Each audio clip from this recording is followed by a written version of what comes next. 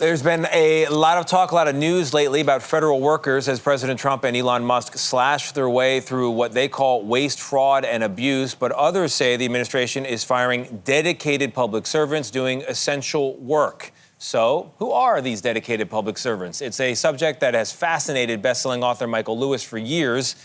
And so he asked 6 authors to help him tell their story. The result is a new book of essays called Who is Government? The Untold Story of Public Service. It profiles a number of employees, from a man credited with saving thousands of lives to a group described as a nerdy SEAL Team 6.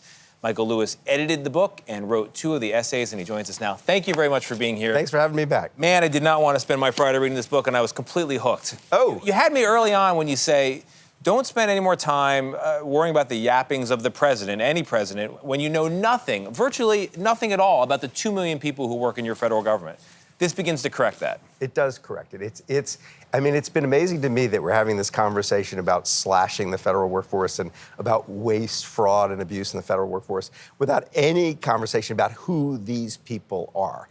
And they're being treated kind of indiscriminately as one giant, amorphous, faceless, group. And when the minute you walk in, this starts not as like a worthy project. This starts as literary opportunity. The minute you walk in, the characters are unbelievable. They're these mission-driven people who are there, who could be making more money outside the government, who have picked up some problem that the government and the government alone can solve and run with it. Yeah. And the stories, it's not just like public service. It's like people who figured out like the key to a meaningful life almost. Yeah. And you tell it, some of the easiest material I've ever had to deal with in terms of like just making it jump off the page. And yet, Really? and yet difficult to access, because whenever you contact an agency, they say, wouldn't you like to talk to our political appointee? So this is the question, right? You find these stories and you think, like, why are they available to tell? Like, why hasn't someone come in and done this? And there are a couple of reasons. And one is the political process, the way we've designed our executive branch. There are all these, people from the White House, political people, who are the communications people, whose job it is to prevent me from getting to know the government. That it is such the work it takes to get through them to the people who are actually doing the work of governing It's such a nuisance that's one of the reasons. The other reason is, as people, they're not self-promotional. Right. They're the kind of people who go into those jobs do not brag about themselves. Right. Yeah.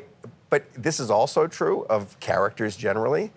People who don't think they're characters make the best characters. Make the best characters. If I'm zany and you got to write about me, it's just like, no, thank you. But if I found some key to life and I'm just living it and I don't know, I'm not advertising it, it's amazing how that person starts to jump off the page. Yeah. And this is true of all these stories. The people just jump off the page. And one of the essays says the factory of the federal government ain't going nowhere.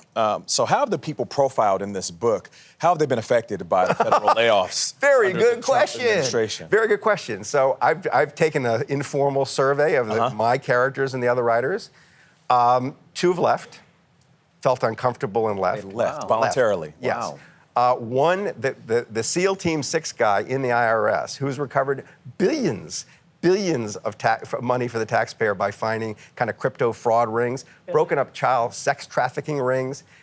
He's had his whole unit gutted. Is this him, Jared Koopman? Yes. He feels like he can't. I know that half his unit has been gutted.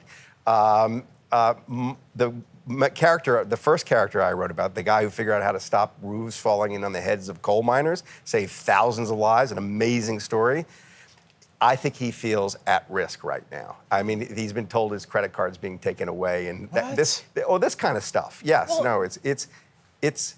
Can I just? I hate to go on, but I think this is an important subject. In what large organization do you successfully manage if you start by telling everybody is a crook, a waste, by vilifying the employees? They all feel vilified. So what do you think the administration is misunderstanding about these federal employees, in your view? Well, they don't know. There's no question they've paid very little attention to what they actually do. So that's one thing. The second thing is it's unclear what the administration is trying to achieve. It really isn't like eliminate waste, fraud, and abuse, because they've done the opposite. They've eliminated the people in the government, like the inspector general, who's looking for fraud. Waste is complicated, but what they're doing. I think they have some other agenda. I don't think the agenda. I think they're saying they're doing something different than what they actually want to do, and they don't actually care very much what the people do. I think this is a little experiment on what happens to our society if we decide not to govern ourselves. And there are some problems that only government can solve, and you need talented people to do it. I hope you're out there on the trail trying to recruit the next generation of government workers. Well, they just fired them all.